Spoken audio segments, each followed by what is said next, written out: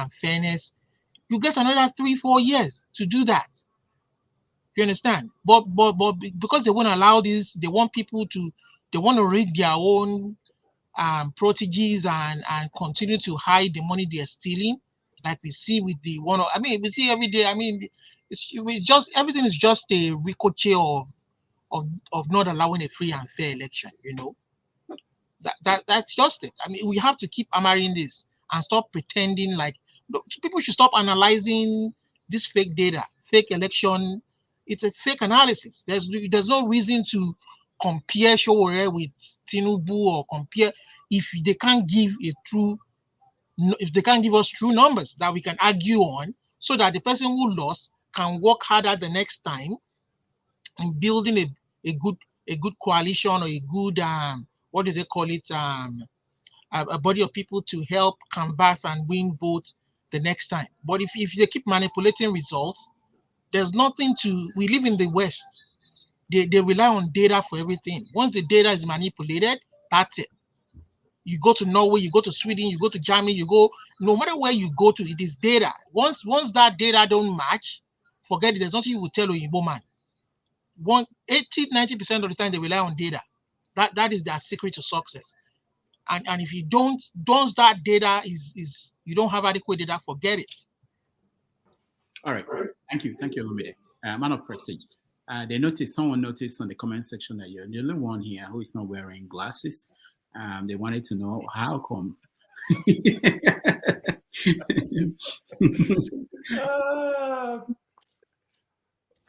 Okay.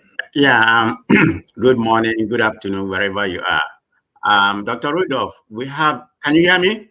Yes, we can hear you. Yeah, we have a lot in the menu to choose from. You know, maybe you can start shorting the whole narrative so we can get at least half of the menu, because most of the time when we come here, you enumerated many menu to choose from. Sometimes we don't even get to half of it.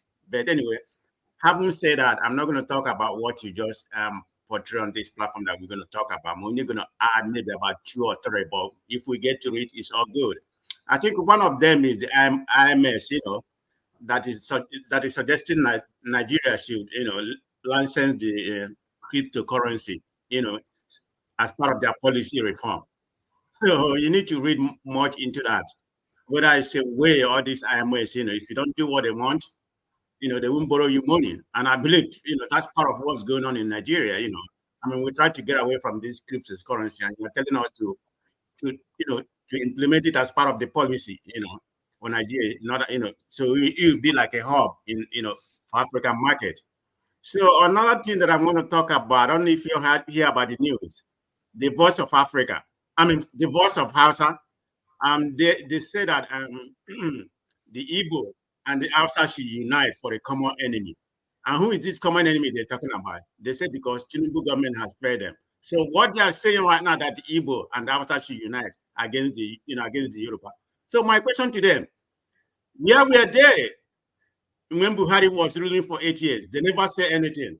Now they say the Igbo and the Hausa. But if you look at the space, a lot of people went against that, particularly the Igbos. They call that a nonsense, say that's not going to happen.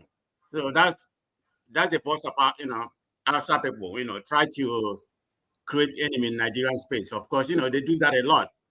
Then one more thing I may add. Oh, well, you already said it about the Israel and something like that. But when it comes to my turn, I'm going to talk about the UN vote, how America, is pandering to Israel and everything they are doing in that space.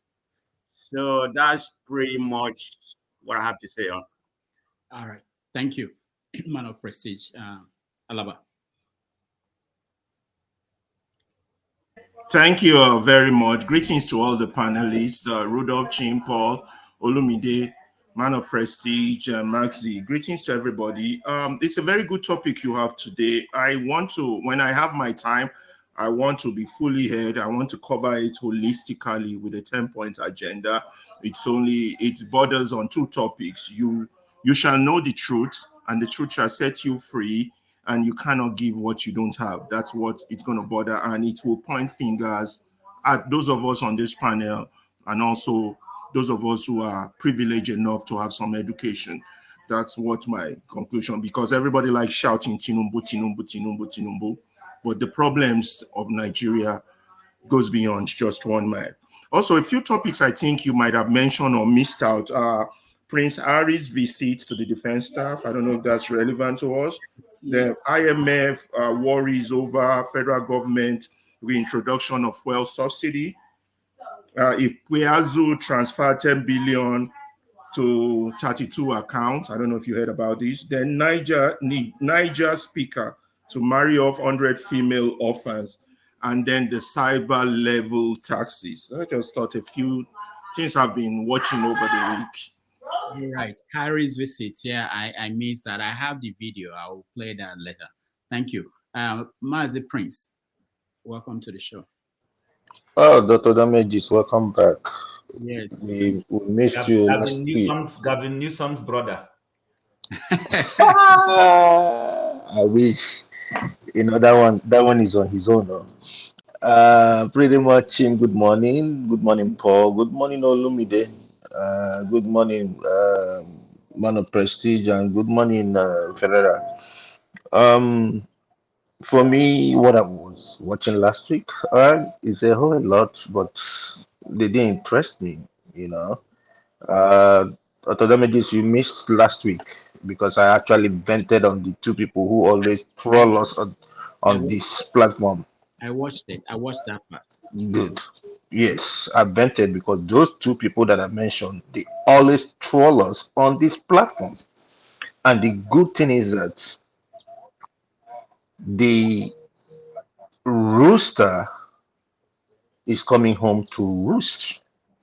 It's now clear to everybody that we are in a dead crisis, a big problem going on. Alaba has mentioned most of them. For me, didn't make any meaning to me. No, not to me, not really. But I think the one that's kind of like it didn't surprise me, but it's becoming very clear that they want to tax people to a kill. You know, in Lagos State now, some of the local government they've introduced radio and television levy not on the stores. Before I know it used to be stores. Now residential homes are being levied. You know, I think they said it's about 4,000 or 5,000 that they have to pay to a particular private companies, you know, attached to the local government. And none of them were being informed. It just came out and they're already starting to enforce it now. Another one that also interests me is the stand with the Chim's people. Chim Canada surprised me this morning. You know, on international stage when you talk about them agreeing that Palestine should join the United Nations fully as a member. It surprised me. Yeah, it surprised me. You know, it was being orchestrated by Hungary, and now Canada bought into it. So I don't know.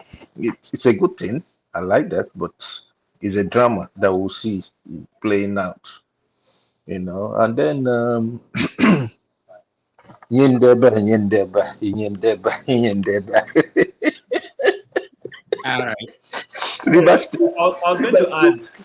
Rivers State is not a very clear drama stage, you know, because now I heard that the seats have been declared open by courts. So let's see what's gonna happen. Chim, what do you want to say? I was Thank going to add. There was a news article said that Tinubu's son has a seat on one of Chagori's organizations, and that's what is influencing the award of those contracts to the company that Chagori runs for this thing. So, and then somebody, I think it was Ruben Abati on Arise TV, was justifying why Tinubu's son Sheyi can sit on the board and there's nothing. So maybe we might, if we have time, want to chime in on that particular issue. So, Chim, Excuse me, Chin. I think there's a clarification on that. I mean, he was a board member he was a part of the ceramic company. You know, that's a subsidiary to that. I mean, he has been a board. Hold on. He has been a board member for that in a long time. I'm not here defending that, but he has a right, you know, to be, you know, to own that company or to be a membership. So I mean, I can see where people say conflict of interest, but this is the position he has occupied for a long time. So let's just put that in mind. Okay, nice. I wouldn't want to let the cat out of the bag early enough. So just that issue, I wanted to bring up that topic if it's something we would like to consider. For right. Man of prestige, I just want to add that before you even wait, I was going to ask, see, for how long do you know that he has been a board member? How do you know that that was not done to cover the fact that they were going to embezzle I don't have any data to back up what I said, but it was said by numerous, see, that place is a shite hole. Media in Nigeria. So they may have done that to just cover up the financial impropriety that would have been going on through that award of that contract, because they know people will raise eyebrows and ask questions, and maybe to cover their own part of the deal. I mean, that it's just a shadow. I mean, that's all I'm going to say. Olumide, what is important, whether being there for a long time or not being there for a long time, is that when they want to award the contract, did they throw it open for everybody to bid for it? That is the most important question. A lot of anomalies. You understand? If you throw it down, then you said, okay, Julius Berger bid for it. This one bid for it. This one CC bid for it. Different organization bid for it. Problem, Paul. Right. Then it will be more transparent. You understand? We understand why this one won the contract. But a situation where your son is a board member and his own company won the contract and nobody actually bid for it, or if actually people actually bid for it, there is no transparency and accountability. What I'm even saying is that it just makes it a laughing stock. Yeah, but what I'm even saying is that for how long has he even been a board member? Even if they want to use that as a defense, how do we know that it wasn't recently for the purpose of covering up their tracks or their own personal benefits? You understand what I'm trying to say? From that transaction. So until they do a thorough forensic investigation. See, all these things can be, this is just pure. I mean, you don't have to be a policeman to, all these people just commit secondary school, illiterate way of fraud. It's illiterate way of fraud. It's just unfortunate that they're taking a chance for a ride. All right. It's just. Thank you, guys. Let's watch a video and then we'll go into the first conversation.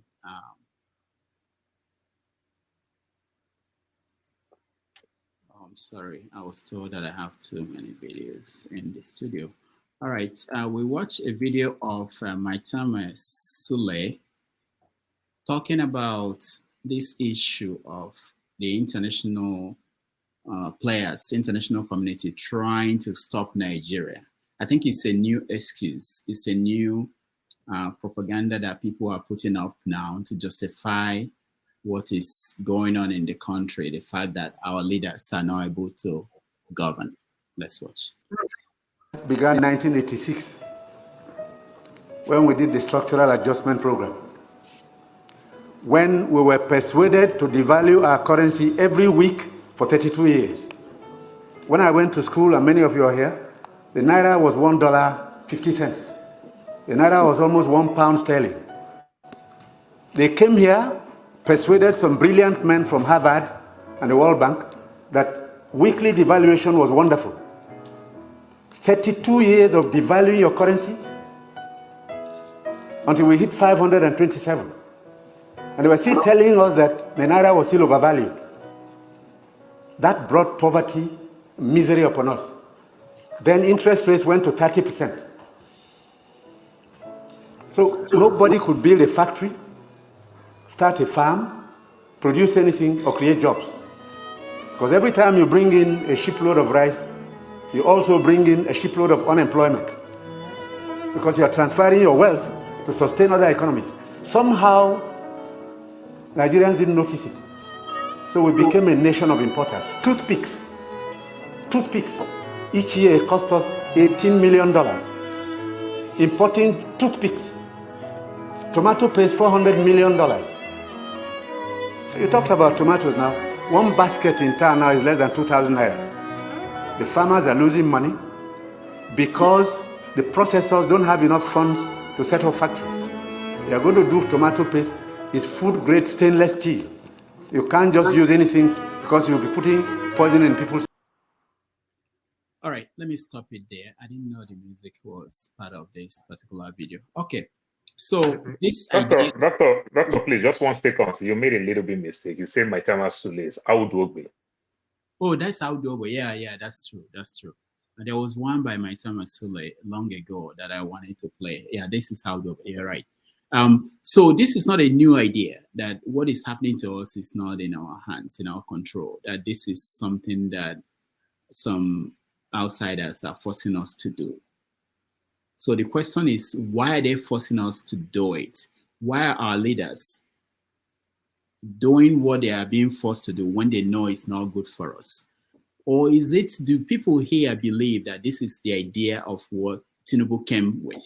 That is, he promised to come to deliver this kind of leadership.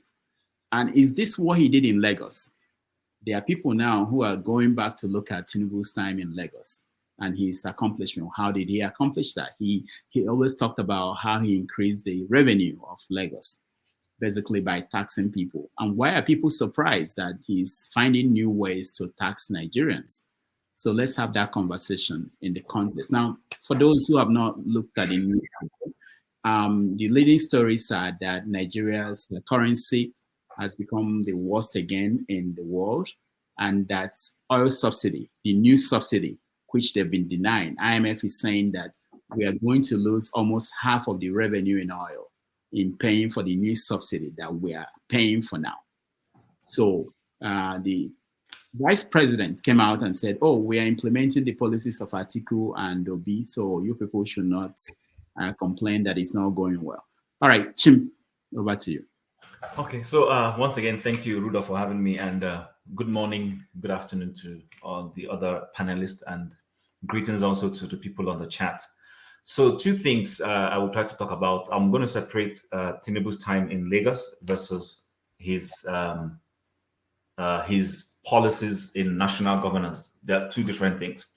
But of course, yes, looking at his performance in Lagos State as the first basis of my contribution, he hasn't, for those who have measured him and have followed him, the fact remains that if you look at his economic policies, like I kept saying, when I say this, people who are not rational don't seem to listen. Number 1, infrastructure-wise, Tinubu didn't do anything in Lagos State. Let's be honest. The bridges we see in Lagos, the flyovers we see in Lagos, these are federal projects when Lagos was the federal capital territory. So Lagos has always had an edge. Now, there's nothing to be jealous about that. It is what it is. Lagos used to be federal capital territory and funds were invested.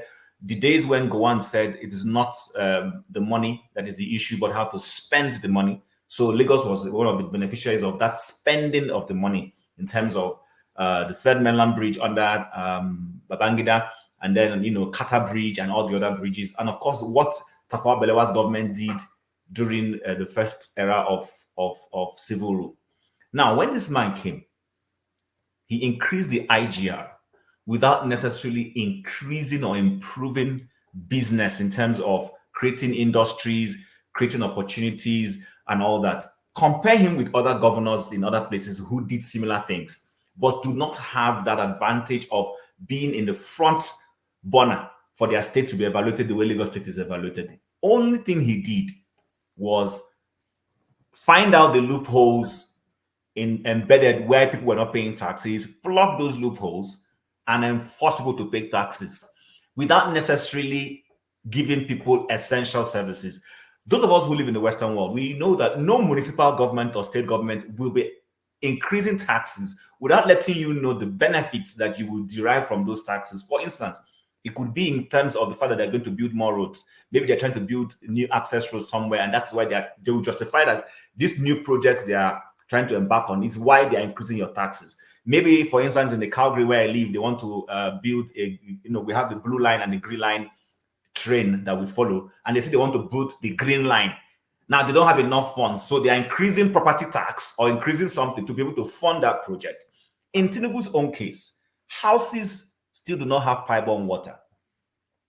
People still do not have good roads. In fact, we've forgotten that under Tinubu, he didn't tar roads in Lagos State, and the excuse was that Lagos State funds were being held by the federal government. Do you know what he did? He built Lagos State roads, tarred them as much as they could, and then on the ones he tarred federal roads, they put signages that said, "Please endure with us. This road belongs to the federal government." I lived in Lagos. I saw those things. I'm not telling you what I was told. So I think he doesn't know anything beyond increasing taxes.